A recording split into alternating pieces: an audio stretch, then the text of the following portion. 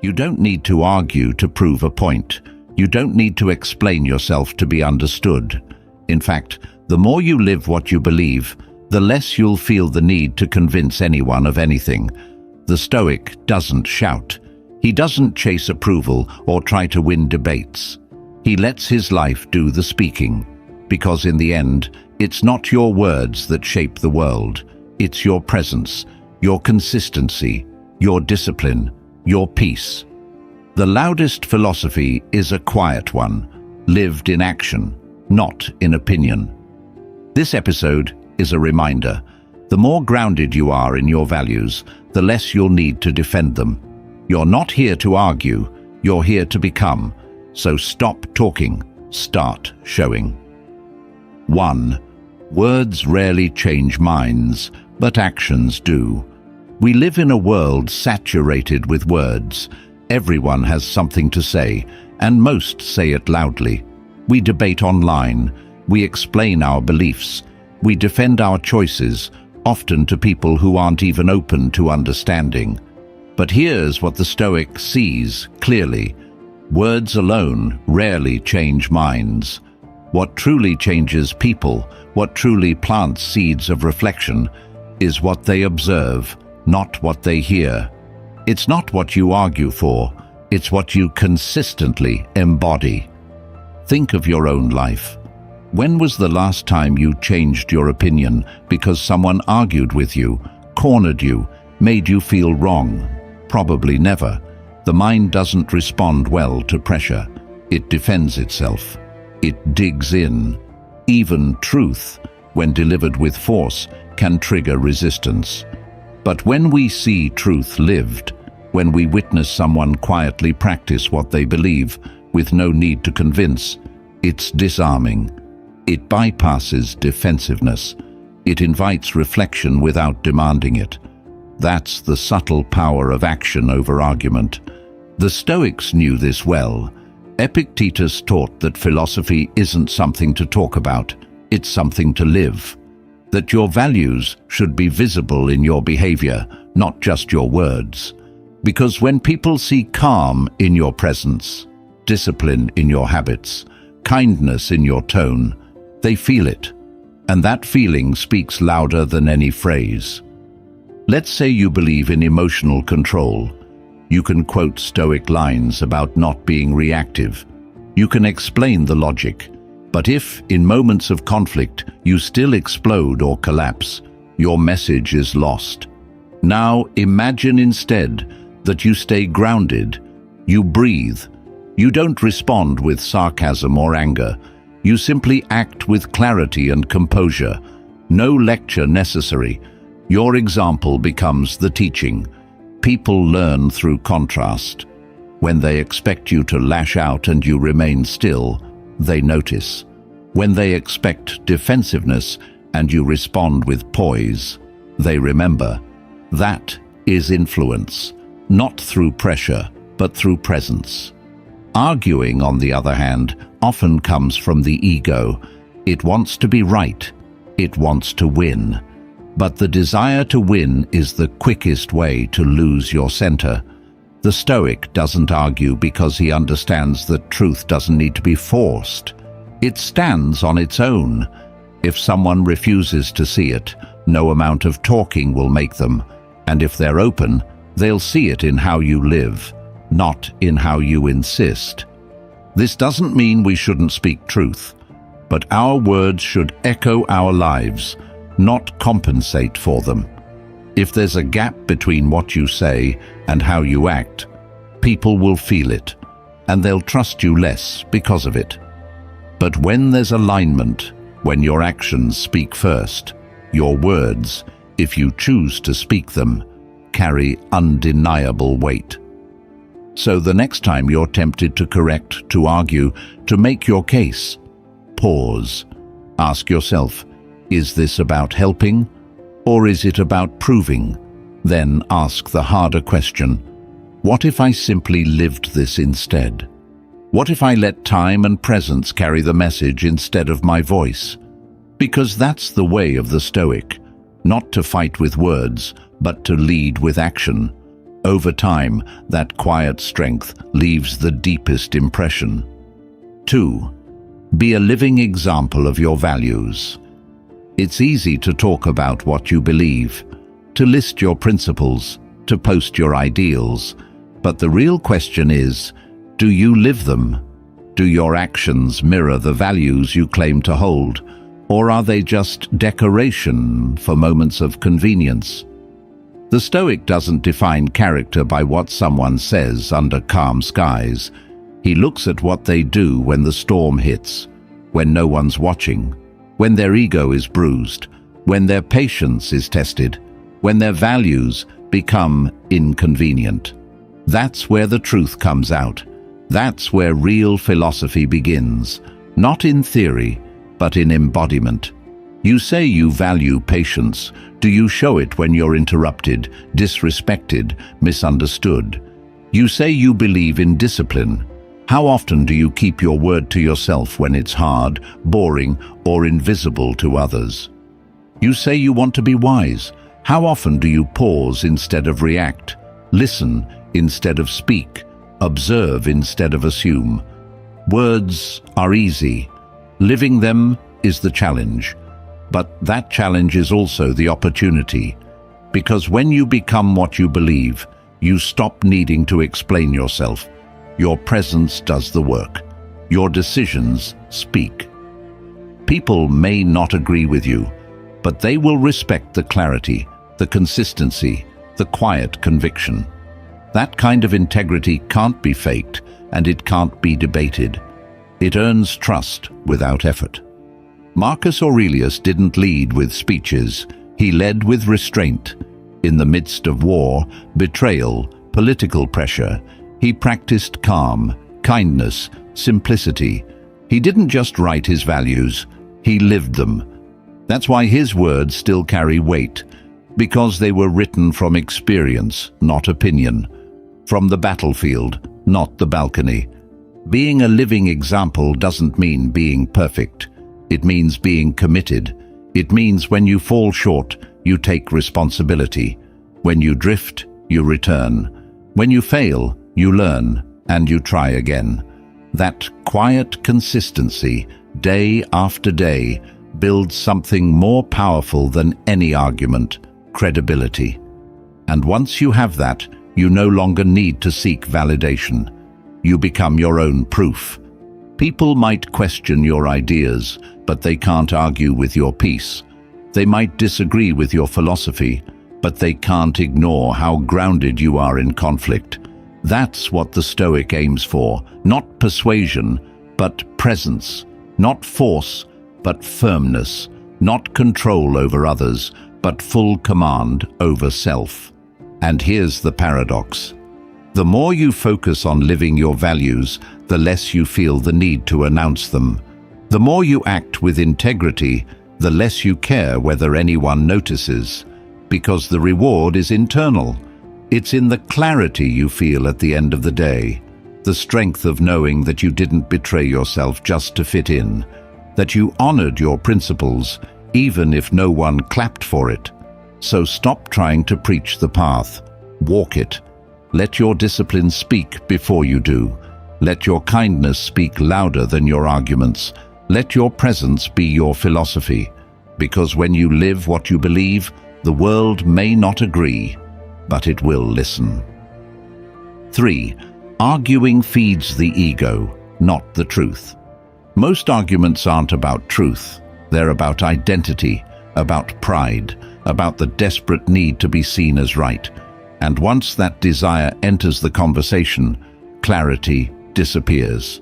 It's no longer about understanding. It's about winning.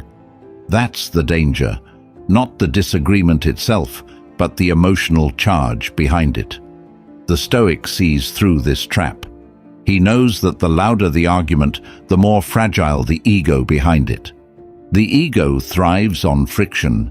It wants to be validated. It wants to feel superior, and what better way to do that than to defeat someone else in public or prove your point with sharpness? But what do you actually gain? Maybe a temporary sense of victory, maybe a moment of feeling clever, but rarely peace, rarely growth, rarely resolution. Epictetus warned against getting entangled in empty debates. He said, "It is better to do and not talk than to talk and not do." The Stoic doesn't enter arguments to prove himself. He steps back to preserve his energy. He understands that trying to change someone's mind through ego-driven confrontation usually backfires. The other person hardens. You harden. Both walk away more entrenched, more defensive, less open. This is not weakness. It's wisdom. Because truth doesn't need to shout. It doesn't need to conquer. It simply is. It reveals itself through observation, through lived example, through time. And the most effective truth, especially in emotional matters, is often absorbed, not imposed. When you feel the urge to argue, pause. What are you defending? An idea or your image?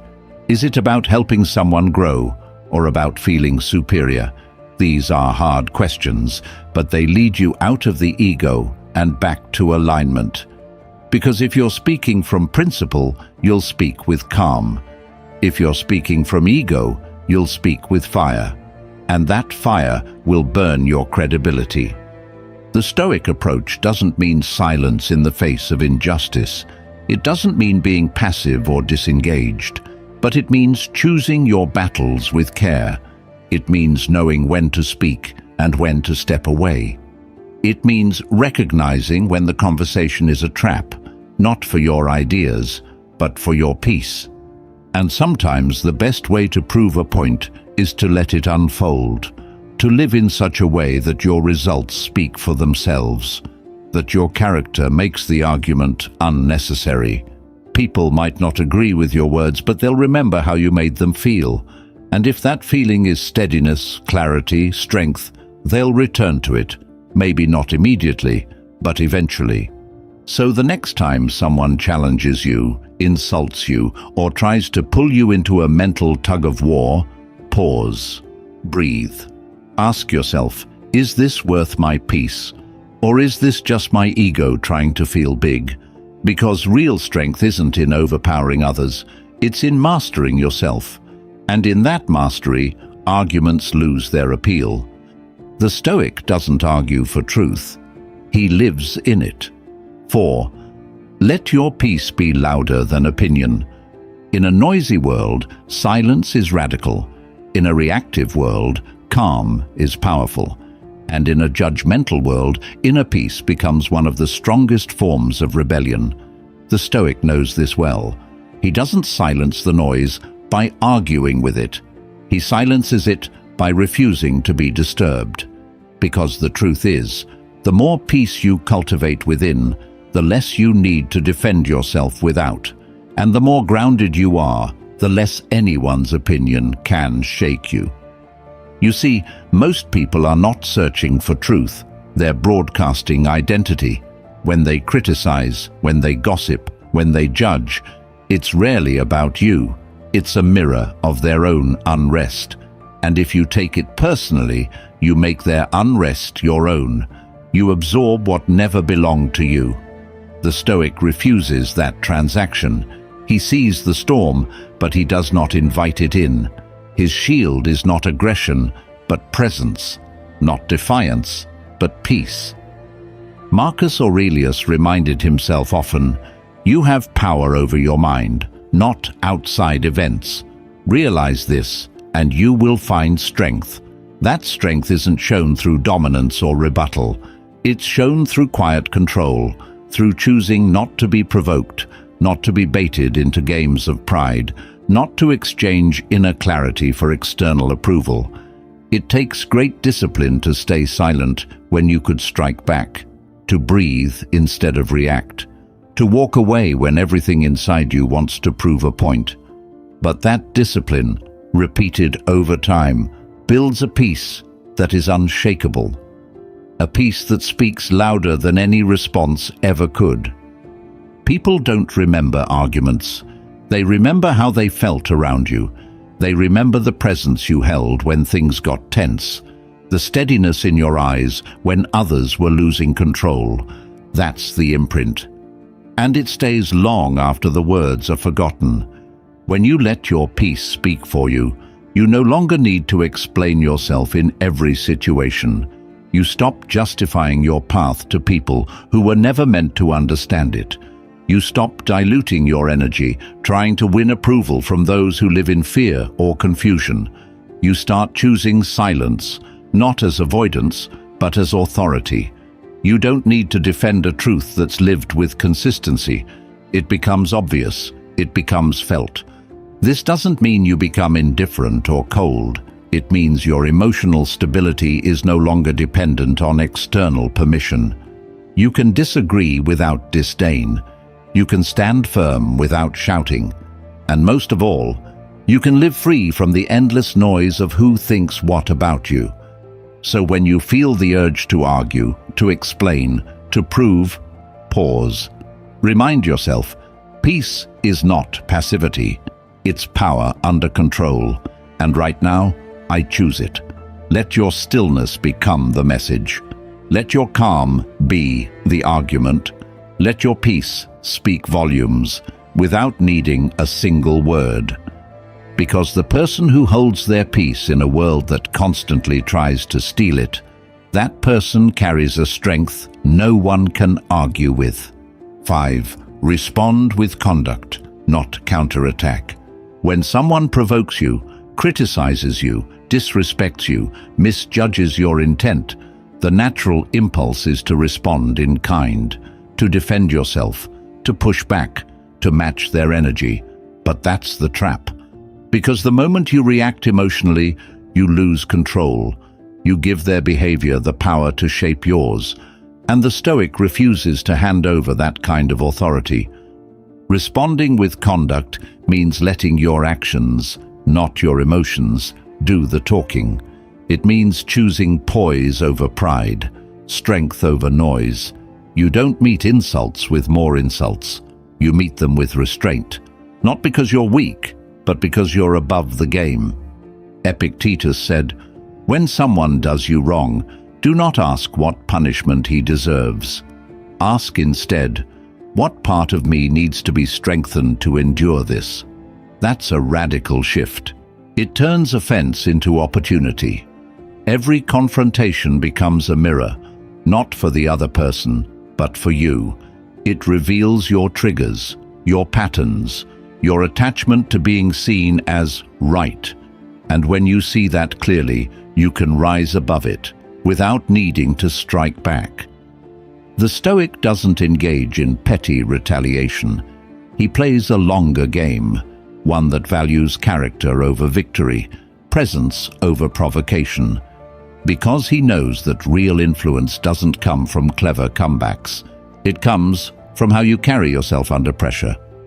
Think about how rare it is to see someone stay calm when being challenged, to witness someone hold their center when insulted. That stillness commands more respect than any loud defense ever could.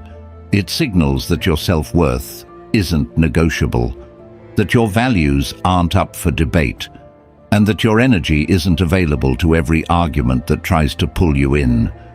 But this isn't about suppression. It's not about pretending you don't feel hurt or misunderstood. It's about choosing what to do with that emotion, letting it pass through you without taking control. And when it does, you act, not out of reaction, but out of principle. This also protects your long-term peace, because every time you respond with grace instead of attack, you reinforce your own self-respect. You confirm to yourself that you don't need to mirror dysfunction, that your standards are set internally, not externally. And that kind of consistency builds a quiet inner confidence that no one can touch. Over time, you become less reactive, not because people change, but because you change. You stop giving energy to what doesn't deserve it. You stop lowering yourself to make a point. You start showing, through your conduct, what kind of person you've become. The argument that tries to pull you in. But this isn't about suppression. It's not about pretending you don't feel hurt or misunderstood. It's about choosing what to do with that emotion, letting it pass through you without taking control. And when it does, you act, not out of reaction, but out of principle. This also protects your long-term peace, because every time you respond with grace instead of attack, you reinforce your own self-respect. You confirm to yourself that you don't need to mirror dysfunction, that your standards are set internally, not externally. And that kind of consistency builds a quiet inner confidence that no one can touch. Over time, you become less reactive, not because people change, but because you change. You stop giving energy to what doesn't deserve it. You stop lowering yourself to make a point. You start showing, through your conduct, what kind of person you've become. So the next time someone tries to pull you into a reaction, pause, breathe. Ask yourself, what response aligns with who I want to be, not what they deserve? Then act accordingly. Let your behavior become your philosophy. Let your composure become your statement. And let your life, not your words, be your reply. Because when you answer ego with example, emotion with discipline, chaos with clarity, you don't just protect your peace, you elevate it. 6. Silence often speaks most wisely. Not every thought needs to become a sentence. Not every feeling needs a reaction. Not every disagreement requires a response. In fact, some of the most powerful statements you'll ever make are made in silence. Not out of fear, not out of submission, but out of strength, the kind of strength that knows when speaking would add noise, not clarity. The Stoic understands that silence, when chosen with intention, becomes a form of wisdom. We often believe that staying silent is weakness, that if we don't respond, we lose ground, that if we don't speak, we'll be misunderstood or appear unsure. But that belief is built on insecurity. The deeper truth is that silence is often the sign of a mind that is still, not empty, a person who is observing, not retreating, a soul that chooses peace over performance. There's a moment between stimulus and response, a breath, a pause, and inside that pause lies your freedom, your ability to choose how, not if, you respond. Most people skip that space. They react instantly, emotionally, automatically. But the Stoic makes that space longer. He expands it. He dwells in it. Because he knows that what you say in haste is rarely what you'd say in clarity. Marcus Aurelius wrote, "The best answer to anger is silence." Not because anger doesn't deserve attention, but because responding to fire with fire only fuels the blaze. Silence, in the right moment, extinguishes it. It doesn't surrender, it redirects. It reminds the other person that your peace is not up for negotiation. But silence isn't just for conflict. It's for reflection, for self-inquiry. It's the space where insight is born. When you're constantly speaking, you miss what's happening underneath. But in stillness, you hear your own motives, your own fears, your own wisdom trying to rise. That's why solitude and silence are at the heart of Stoic practice, not just to escape the world, but to better understand how to move within it. And here's the irony. People remember silence more than speeches. They remember when you didn't respond with insult, when you didn't take the bait, when you stayed composed while everyone else scrambled. That kind of silence echoes. It lingers. Because it reveals that you are not controlled by the moment. You are anchored beyond it. This doesn't mean you stay silent in the face of injustice or when truth must be spoken. The Stoic knows there's a time for speech, and when that time comes, it should be intentional, measured, and meaningful. But outside of that, silence becomes your filter, your reset button, your boundary. It protects your energy and preserves your clarity. So train yourself to wait, to breathe, to observe before you speak. Let silence become your ally, not your fear. In a world of endless words, let your silence become rare and powerful. Let it speak not of retreat, but of mastery. Because the wisest voice is often the one that knows when not to speak at all. 7. Be firm without being forceful. Firmness and forcefulness are not the same. One is rooted in clarity, the other in control. One says, "This is where I stand." The other says, "You must stand here too." The Stoic knows the difference, and he chooses firmness. Because firmness is calm. It doesn't need to dominate. It doesn't shout. It doesn't demand compliance. It simply holds its ground with dignity and strength. In a world that often equates volume with conviction, this kind of strength is misunderstood. People assume that if you're not aggressive, you're passive. If you don't push, you don't believe deeply. But the Stoic proves otherwise. His beliefs aren't loud, they're lived. His boundaries aren't drawn in rage, they're held in resolve. He doesn't force others to agree. He gives them space to witness. Being firm without being forceful means you don't compromise your principles, but you also don't impose them. You don't fold under pressure, but you don't try to crush opposition. You listen without losing yourself. You speak without threatening. You correct without condemning. That balance is hard, but it's what gives your presence real power. Epictetus reminds us, don't explain your philosophy, embody it. And that's what firmness is, embodied belief. You walk the path, whether or not others join. You hold your standard, even when no one else does. You don't chase approval or submission. You simply remain aligned. Forcefulness, on the other hand, comes from insecurity. It tries to control outcomes. It insists. It pushes. And in doing so, it creates resistance. People may comply, but they do not connect. They may obey, but they do not trust. And most importantly, they do not change. Because real transformation never comes from pressure. It comes from example, from insight, from time. Firmness invites reflection. It creates safety. It says, "This is my truth, and I'll honor it." Quietly, consistently, whether or not you accept it. That message is rare, and because it's rare, it's powerful. When you are firm without being forceful, you communicate something subtle but unforgettable.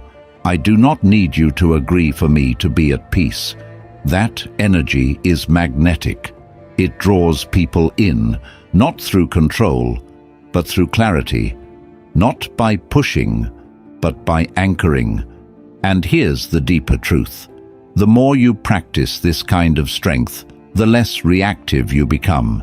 You stop feeling the need to convince everyone. You stop taking disagreement personally. You begin to trust that what is true will endure, even in silence, even in stillness. So the next time you feel the urge to push, to press, to prove, pause. Ask yourself, is this firmness or force? Am I standing tall, or am I trying to push others into my stance? Then choose clarity. Choose discipline. Choose to stay grounded in your values, even when others push against them. Because the strongest people are not the ones who shout the loudest, but the ones who stand the clearest, without needing to move anyone but themselves. 8. Conviction shines without debate. Conviction doesn't need a stage. It doesn't need to be defended at every turn or proven to every skeptic. It simply is. It radiates through your decisions, your consistency, your stillness. The Stoic doesn't walk into a room trying to be believed. He walks in already believing, and that quiet self-trust creates more influence than any argument ever could. We often associate strength with persuasion. We think that to show commitment, We must speak with intensity, argue with force, convince others that our view is right. But that approach is driven more by insecurity than clarity. The person who constantly needs to defend their position usually hasn't made peace with it yet. But when you are truly convicted, rooted in principle, not ego, you no longer need agreement to feel grounded. Conviction, real conviction, is not loud, it's calm. It doesn't chase applause or demand affirmation. It stands patiently. You see it in how someone carries themselves, how they respond to challenge, how they return again and again to their values when it would be easier to bend. That's what makes conviction magnetic, not its volume, but its depth. Seneca wrote, "Live among men as if God beheld you. Speak with God as if men were listening." In other words, act from your inner standard, not for outer approval. Let your conviction be witnessed through conduct, not broadcast through debate. Let others feel your alignment, not just hear your reasoning. When you try too hard to explain your stance, you shift from living your truth to performing it. You begin to tailor your message to what will be accepted, not to what's actually real for you. And in doing so, you weaken the very thing you're trying to express. The Stoic avoids this by letting actions carry the weight of his beliefs. When you live with clarity, the world will feel it, even if they never say it. Conviction without pressure creates presence. It changes the dynamic of every interaction. People might not agree with you, but they'll respect you, because they'll see that you're not trying to convert them. You're simply being you, fully, without hesitation, without apology, and that energy over time softens resistance. It plants seeds. It creates quiet ripples of influence that arguments never could. But this takes discipline. The urge to debate is real, especially when you're misunderstood, criticized, or dismissed. But the Stoic knows that not every attack requires a defense, not every challenge is an invitation, and not every disagreement is worth entering. Sometimes the strongest reply is to carry on, undaunted, unchanged, unwavering. So the next time you feel the pull to prove, step back.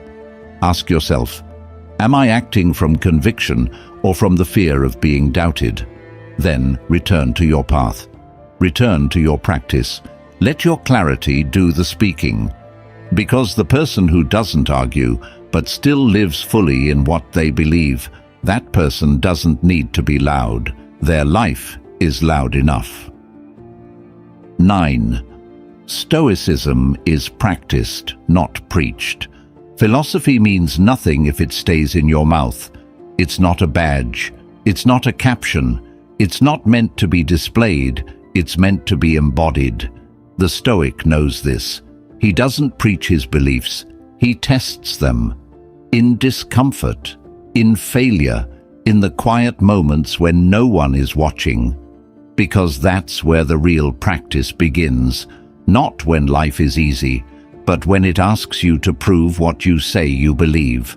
You can quote Marcus Aurelius all day, but what matters is how you respond when someone cuts you off in traffic, or when someone you love misunderstands you, or when your plans fall apart.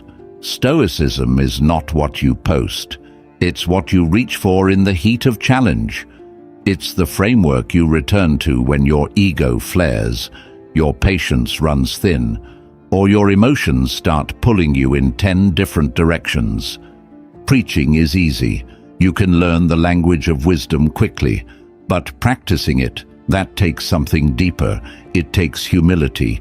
It takes effort. It takes failing and returning and failing again. The Stoic doesn't pretend to be perfect. He doesn't talk as if he has mastered life. He simply returns to the practice, again and again, until it begins to shape him. And make no mistake, people can feel the difference. They can tell when you're speaking from lived experience versus intellectual memorization. They can tell when your calm is trained, not performed. When your words come from pain, you've endured, and peace you've earned, not just books you've read. And when they feel that, they listen differently, because it's rare, because it's real. Seneca wrote, "Don't talk about what a good man is, be one." That sentence cuts straight through the illusion. It challenges us to move from concept to conduct, from inspiration to implementation, from knowing the path to walking it. So ask yourself honestly, where am I preaching more than practicing? Where am I trying to look stoic instead of living stoic? There's no shame in the gap, only a choice. You can start again today in how you respond to difficulty, in how you manage your energy, in how you speak to yourself when you fall short. Because Stoicism is not about suppressing emotion or pretending to be unaffected, it's about training the mind to choose clarity over chaos. It's about returning daily to discipline, presence, and principle. Not because someone's watching, but because it's who you want to be. You don't need to advertise your growth. You don't need to convince anyone. Just practice, quietly, relentlessly. Let the days speak for you. Let the alignment show. That is philosophy, not as performance, but as a lived reality.